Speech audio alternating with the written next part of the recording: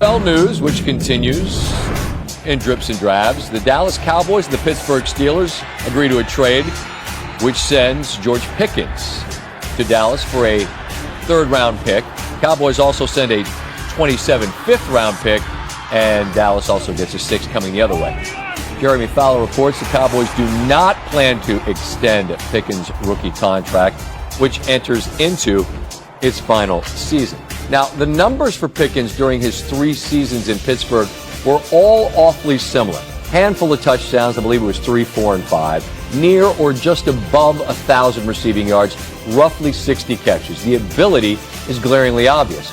But so are his issues, which now have him on the list of Pittsburgh Steelers receivers who the team moves on from with Mike Tomlin as the head coach. You look at the list, most of whom did very little after leaving.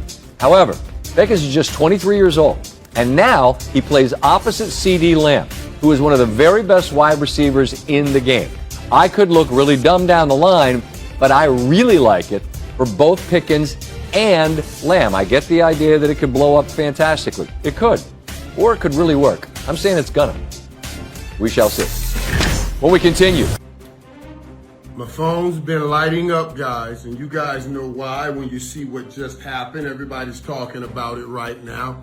George Pickens traded to the Dallas Cowboys from the Pittsburgh Steelers. I cannot tell you how happy I am to hear this. I told you guys things are going to twist. Things are changing. Things had to turn because I thought we were probably we were at rock bottom. What we saw last year was a rock bottom. What the whole feeling that we went through, I thought was a rock bottom. And finally, we get some moves to get us off rock bottom. And I'm gonna tell you something. This move right here can put us back at mountaintop. You get what I just did? Rock bottom, mountaintop. We all gotta push that rock. We just gotta determine where it stops. Are you going to have it at rock bottom? Or are you going to push your rock all the way to the mountaintop? And George Pickens just helped the Cowboys get that rock moving back towards the mountaintop and off the rock bottom. Let me tell you how I put it together. I told you guys when you look back over the last few seasons, those seasons the Cowboys went 12-5, they were ranking in the top of the NFL in offense, right?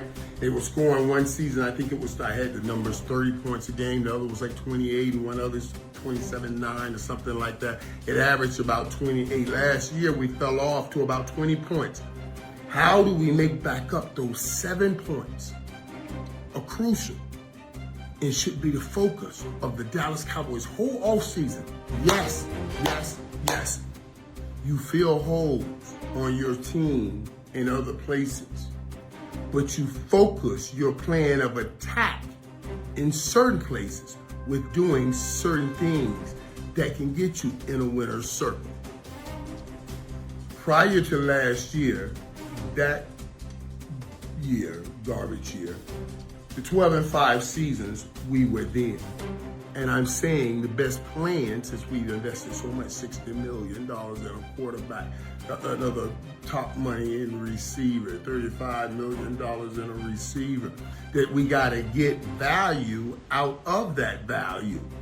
So let's focus. Even though we got to put a whole bunch of money into Michael Parsons, let's focus on making this offense back like what it was. And he did, and we went in the draft and did that.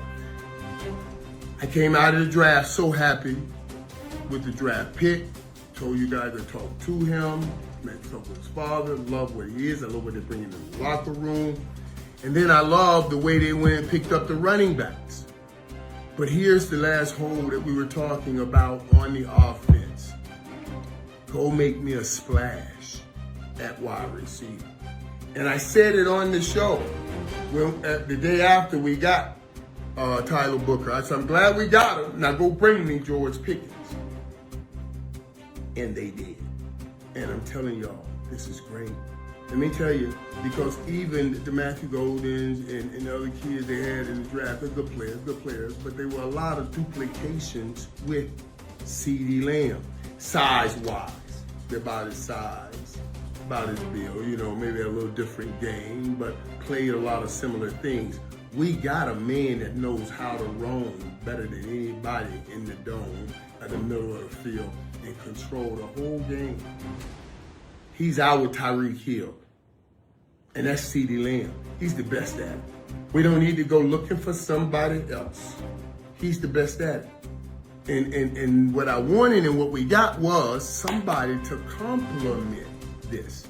And this is what I think is great, because since there are different types of receivers, they complement and they won't complain. Compliment instead of complainment. I know it's not a word, but I just want to do it that way just to understand. Because now we have a set understanding. Harper and I worked well together because we had a certain understanding. Harp was a high jumper and could run. And he wanted to go and get that football. I can't say let's run. I can still jump, I can get up. But so I have no problem.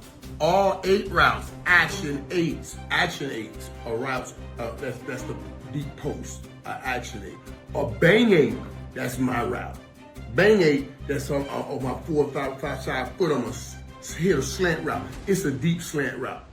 I'm gonna run into the safety, bang, bang, as opposed to a slant route where I'm gonna run it, I will run into the linebacker, bang, bang, but it's all bang, bang. Action 8s, deep post, over the top post, those Alvin Harpers. We had a distinct understanding and we did what we did, that we were different. I wasn't trying to be Alvin, Alvin wasn't trying to be me, and made it work. That's what I see here with the George Pickens. See, George Pickens ain't trying to be CeeDee. CeeDee can't be George Pickens. That's what makes this work. CeeDee can masterfully control the whole field. And then you get George Pickens, the thing that you cannot stop, that thing you cannot teach, that thing you cannot coach. He has. He's a freakish athlete that has a great understanding of the space around him, and I would call this his way to put his body in position to make a play, and his thirst to make that big play. All 50-50 balls slant more like, I want to say 88-12. I love trying to get 88 at everything. But honestly, I can't even use my number here. I got to say 90-10 with this kid. And I keep telling people what happened in Pittsburgh is one thing. Here's going to be different. This kid's going to see this place will love him like I don't know what. And Pittsburgh is a great place. It's a great place. I liken this to Charles Haley. San Francisco was a great place. And Charles Haley had great success, and he left a great situation and a great organization. But when he got here, he saw the difference. Deion Sanders, San Francisco, great situation, great organization, but when he got here, he saw the difference. George Pickens will get here and see the difference. And I tell you, I believe that's going to hook him. I look at him, and all the people I talk to back there say he's a good dude. He's a good dude. But he wants to know that you, just like most of us, wants to know that you're going to be riding out with him. You're going to be in the corner with him.